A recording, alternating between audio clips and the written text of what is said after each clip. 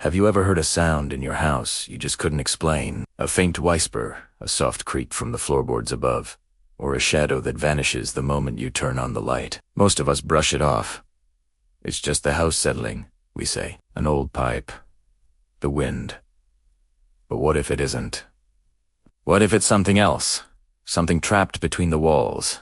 Its story desperate to be heard. Today, we're delving into a story that starts just like that, with a sound that should have been nothing, but became everything. This is the chilling tale of the silent screams from the attic. Our story begins with the Miller family.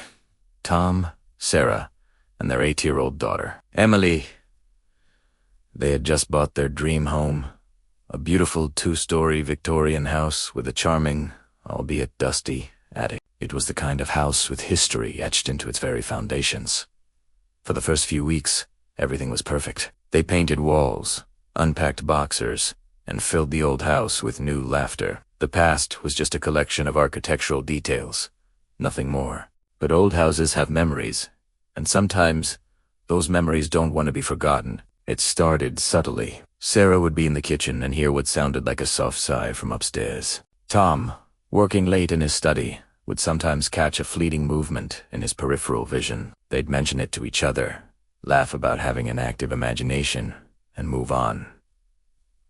Little Emily, however, was the first one to truly notice. One night, as Sarah was tucking her into bed, Emily looked up with wide, serious eyes and asked, "Mummy, who's the quiet girl who cries in the attic?" Sarah's heart skipped a beat. They'd told Emily the attic was just for storage, and she'd never been up there. She reassured her daughter it was just a dream and kissed her goodnight.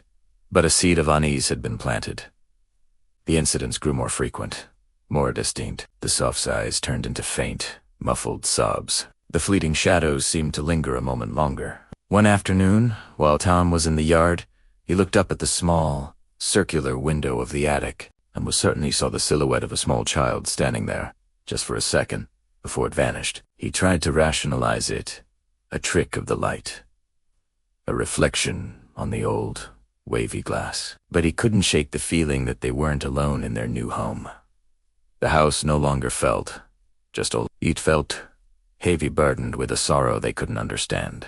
The breaking point came during a thunderstorm. The power flickered and died, plunging the house into darkness. As thunder rattled the windows, a new sound joined the storm's chorus. It was a clear, heart-wrenching sob, coming directly from the attic. It wasn't a wind, and it wasn't a dream. It was real. Tom and Sarah stood frozen in the hallway, their flashlights trembling. Emily ran to them, crying, "The girl is scared of the storm." Fear warred with a strange sense of responsibility. They had to know what was happening in their own home. Gripping a heavy flashlight, Tom decided it was time to face whatever was up there. He pulled down the attic ladder, the old wood groaning in protest, and began to climb into the darkness. The air in the attic was thick and cold, carrying the scent of dust and something else, a faint, floral perfume, like old roses. Tom swept his flashlight beam across the space, illuminating forgotten furniture draped in white sheets, looking like ghostly figures in the gloom. Cobwebs hung like tattered veils, and then his light fell on a small, wooden rocking horse in the far corner.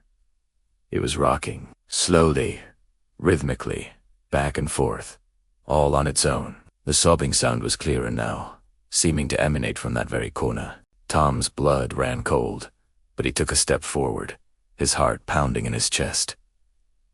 He wasn't just scared anymore. He felt a profound sadness enveloping him. Behind the rocking horse, tucked away under the eaves, was a small, leather-bound diary. It was covered in a thick layer of dust, but the name Lillian was still visible, embossed in faded gold leaf. As Tom picked it up, the rocking stopped.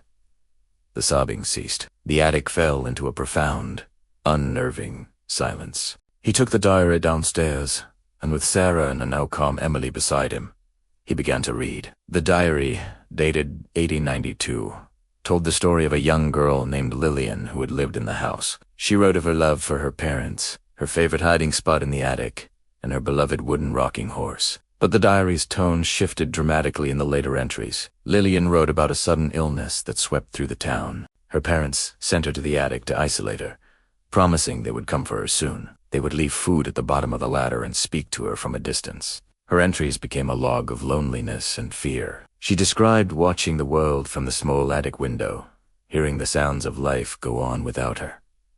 Her final entry was heartbreakingly simple. The coughing won't stop. I am so cold. Mommy, Daddy, why won't you come get me? I am so afraid of the storms. She had passed away up there, alone, her silent screams for comfort never heard. Suddenly, everything made sense. The sobbing during the storm, the silhouette of a child in the window, the rocking horse moving on its own. It wasn't a malicious spirit. It was the lost, lonely soul of a little girl who just wanted her parents. The Millers weren't being haunted, they were being reached out to. The silent screams weren't of terror, but of a child's deep, unending sorrow. Driven by compassion, the family knew what they had to do. They weren't ghost hunters. They were just a family who understood loss and loneliness. The next day, they went up to the attic together. They cleaned it from top to bottom, letting sunlight stream through the window for the first time in decades. They polished the little rocking horse until it shone. Sarah placed a bouquet of fresh roses next to it, hoping Lillian could smell their sweet fragrance. Then, holding hands, they spoke to her. They told her they knew her story, that she wasn't alone anymore, and that she didn't have to be scared. They read the happy parts of her diary aloud, filling the attic with the memory of her joy, not her sorrow. The Millers never heard the sobbing again. The strange occurrences stopped. But sometimes, when Emily played in the yard, she would look up at the attic window and smile, as if to a friend. The house was finally at peace, its saddest memory acknowledged and soothed. The silent screams from the attic had finally been answered. Not with fear, but with empathy and understanding. It's a powerful reminder that sometimes the things that scare us are just stories waiting to be heard, and the most haunted places just need a little bit of compassion to be healed. Thanks for watching our story today. If you've ever had an experience you couldn't explain, share it in the comments below. We'd love to hear from you. And don't forget to like this video and subscribe to our channel for more tales that explore the mysteries that lie just beneath the surface of our everyday lives. See you next time.